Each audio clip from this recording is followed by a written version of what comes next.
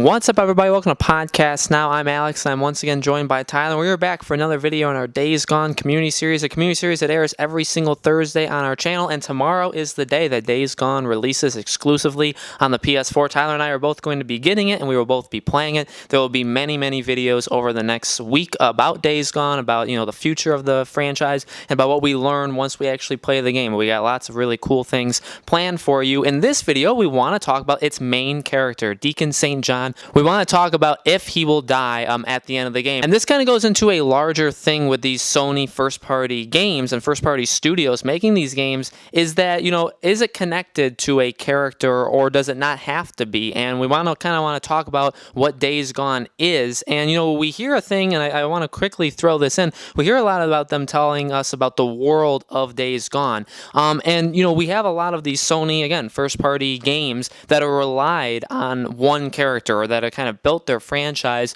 in one character. And so is it possible that Deacon could die? Is it a good thing if Deacon dies? We want to talk about all of that in this video, and we of course want to hear what you guys think. If you think Deacon's going to die, please, no spoilers. If anybody already has the game or has played it, do not tell us if he actually does die. We don't want to know until we actually start to play the game. So Tyler, do you think this character could die? Do you think he actually should, for kind of the better of the franchise? What do you think? I actually do think that he could potentially die at the end of the game.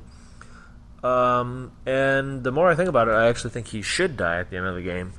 And here's why. Because Days Gone, they have the opportunity to do something very unique for PlayStation exclusives. And that would be to have a rotating main protagonist for the sequel games. Because really, if you think about it, like God of War is apparently always going to be Kratos, and I like that, and that's totally fine with me. Now, obviously, they could eventually switch so that it's eventually Atreus. I personally don't know if that will happen. I think we'll get the Kratos-Atreus duo for quite some time, for at least the next two God of War games. So they can't do that there. Spider-Man, the exclusive Spider-Man game, we could be switching between Peter Parker and Miles Morales, but you're still going to have Peter Parker. Unless they kill him and then you only have Miles Morales. Whatever, but I almost don't think they will because they have so much story to tell with this unique Peter Parker story.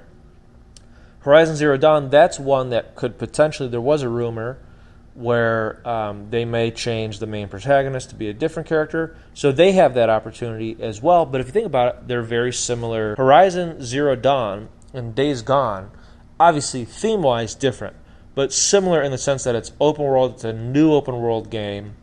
They're both doing new and different things. So they both kind of have that opportunity.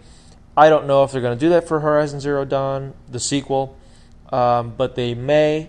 And if they did, that is exciting to me. That's my opinion. If you look at The Last of Us, this is the biggest one. If you look at The Last of Us, for me, and I guarantee almost 100% of everybody thinks of The Last of Us as Joel and Ellie, or at the most, or at the least, one of the two, maybe just Ellie. But no matter what, Joel and Ellie, or Ellie, that is The Last of Us. It's their story. So if you have The Last of Us 2 come out and it's not Joel and Ellie, I feel like because of what they've established in The Last of Us, the first one, that this is their story, and it's probably a 3-part series. If they made an Uncharted 5 and it was Sam, it just wouldn't. I feel like that just wouldn't be right. It wouldn't feel right. It would have to be a different game. They could say Uncharted like small, but it would have to be a totally new title. But with Days Gone, they can just say, Days Gone is the world. Days Gone is not limited to any one character. It's a very large world. The entire world's going through this. We can go to many different locations. We can hop into many different people's stories on how they're surviving. And every Days Gone can be a new story as to how these people are surviving. They don't necessarily have to die every time, but every Days Gone game, every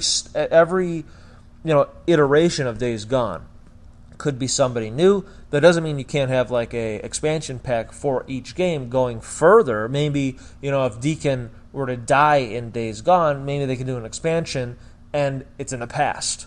right? So you can do that to go further into their story, so you understand them a little bit more.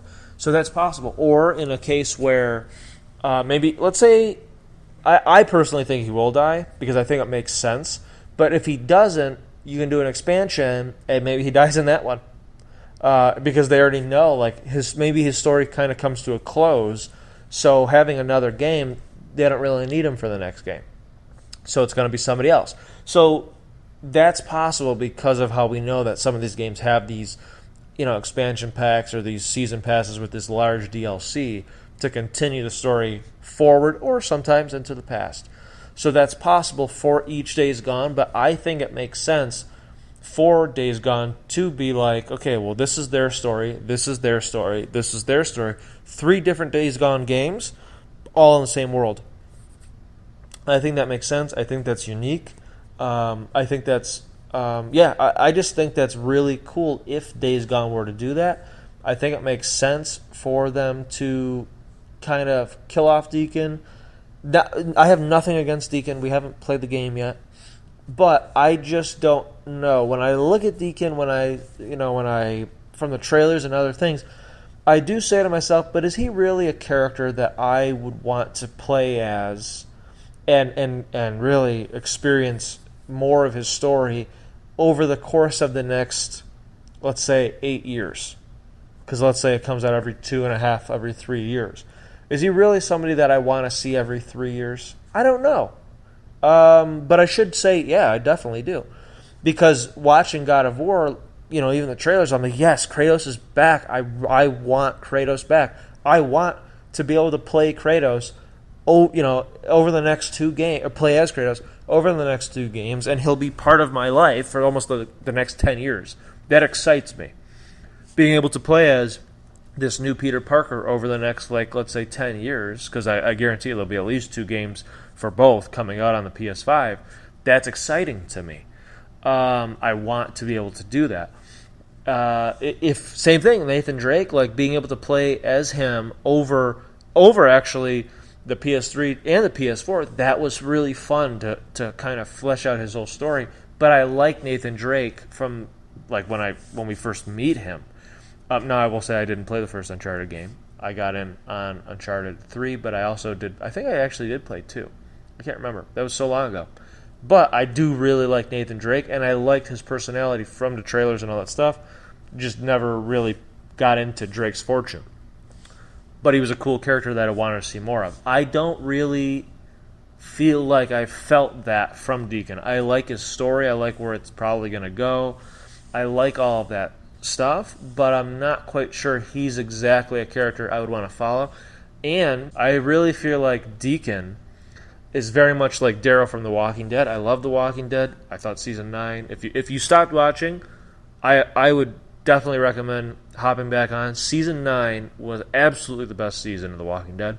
But the reason I'm saying that is because Daryl obviously has a larger part in, especially on the second half of season 9. Daryl has a very large part. Daryl has a bike. Deacon has a bike. Daryl kind of dresses and acts very similar to Deacon based on what we've seen.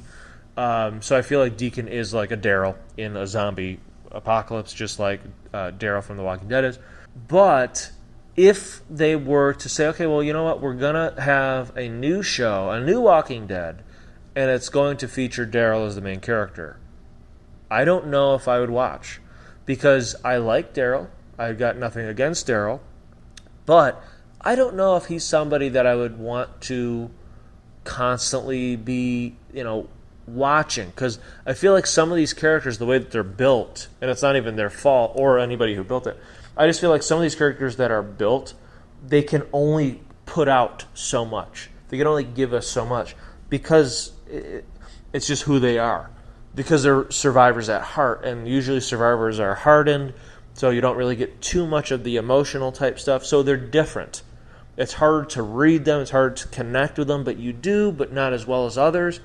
So because of that, that's why I think I'm not really into let's have Deacon and Days Gone 2 and 3 and 4. I'm almost like, yeah, you know what? Let's see what this world can show us. What this world's doing for other people in it. that sounds more enticing to me. That gets me more excited for Days Gone. Thinking about it like that. So that's how I think about it. Yeah, no, I totally agree. I think when it comes to Deacon, he's an interesting character, and I really like him. I like that Sam Witwer who plays him. He plays the main character in Force Unleashed games. So, he's a really good actor, I believe. He's been in a lot of TV shows as well, and I do like what we've seen so far from Deacon. But like Tyler said, I mean, you don't want, and it's tough because, we talk about this even with Pirates of the Caribbean, where you don't want a franchise to be just on one person, where if that one person goes down, or if you lose the love of that one person, you lose the franchise. I don't want that, and we've talked about that. We don't want that for Pirates. But funny enough, a lot of games, and actually it's not uncommon or not even unknown, many games kind of get into that system where it's relied on one specific thing or one specific character, and that is what carries the games forward. And funny enough, Sony really does, in a way, have that problem, quote unquote, if you want to call it a problem, where they do rely, every one of their games, in a way, mostly relies on one character. And like Tyler was going through them, Uncharted, we had Nathan Drake, and Lost Legacy was a very, very good game, but was it as good as the past Uncharted games? I'd say no. I'd say maybe it was better than Uncharted 1, but it wasn't as good as the main Uncharted games. Was it because of Chloe and Nadine? Maybe, and that could be a subconscious thing, but we have that. We have The Last of Us, which, when that game came out, I know a lot of people were saying, do we need The Last of Us 2 to be about Joel and Ellie? And there was a big debate, like, would we want them to come back? And when they came back in the trailer, we were all very, very excited because we know how much we love those characters, but it further cemented that The Last of Us's journey is about Joel and Ellie. The Last of Us is about nobody else than them. When it comes to a game like God of War, it's just Kratos. So all of these games rely on their main character, and Sony does have that kind of thing going for them where up until this point it does work. But for Days Gone, it's trying a lot of different things. Again, like Tyler said, that and Horizon are very different natured games where they come from studios that have never done that kind of game before, where they come out and for Days Gone, hopefully it's amazing, but Horizon came out and it just blew the door off of everything and people love that game. They have opportunities to not rely on just one character. It's more about the world that Horizon made. It's more about the futuristic, all of the just the way the open world works. For Days Gone, it's about this zombie open world. It's Sony making their own zombie open world game. So you don't necessarily need Deacon to continue that. It's built, hopefully they are building the game more around the world and the stories you can tell around that world and not so much about Deacon, because I don't know if, and we're very high on this game, but I don't know if Deacon is a strong enough main character, but we'll see when we actually play the game, but I don't know if he's going to be strong enough to carry a franchise 3+ games. I don't know if that's going to happen. So we will have to see, but I think this is a really good thing to just happen where Sony Bend gets to not only make this first open world zombie game, they get to kind of push Sony's first party studios doing different things, but they also get the opportunity to say, you know what, our game, our franchise that we do want to continue as a franchise, we don't need our main character. We can tell multiple stories and they can all be really, really good. Maybe Deacon's story is fantastic and then they still do a different character for Days Gone 2. I hope they do, because that's a different game that's showing you that Sony's going in a little bit of a different direction, but that they're very confident in the world. And like I said, that's why I think it's very important. In all these trailers, they keep saying in the world of Days Gone. It's not Deacon's world, it's the world of Days Gone. The Days Gone is the important part of it, and that's the world that they're building. So I'm interested to see how it goes, and they could have different mechanics. The second main character doesn't have to ride a motorcycle, so they have a lot of options for future games. But guys, let us know in the comments below. Do you think Deacon will die? Do you think that's going to be a good thing if they can continue this? I think he will. I do believe that they will kill him off at the end of this game. I'll put that down as my prediction. And guys, in the description below, we have an affiliate link for GameFly. Now, if you guys don't know what that is, it is a game renting service. They also do movies now where you can rent and buy used copies of video games. So you can also rent them. You can either have an option of renting 1 game a month or 1 to 2 games/movies a month. So really, really good deals overall. And obviously, if you guys are watching this video for Days Gone, Gone, you can actually rent Days Gone from this platform, from GameFly. So if you guys are interested in that, if you guys want to rent any of the big games that have already come out this year, Kingdom Hearts 3, Days Gone, Mortal Kombat 11, any of those, you can actually start a free trial. If you click the link below, it'll link you to the free trial. It's 30 days completely free. You know, squeeze out a couple games in that month just for free, and you can cancel at any time. So if you want to play Days Gone basically for absolutely free, you guys can do that in the description below. Again, it really helps the channel out, and we appreciate it very much. And make sure you guys stay tuned to our channel, subscribe, hit the bell icon so you guys know when these videos go up, because tomorrow is the big day. We're going to be giving away the game tomorrow, and we're going to have many videos over the next week talking about Days Gone as well. So we're very excited to get into this game. We hope you guys are too, and we hope to talk to you on the next video.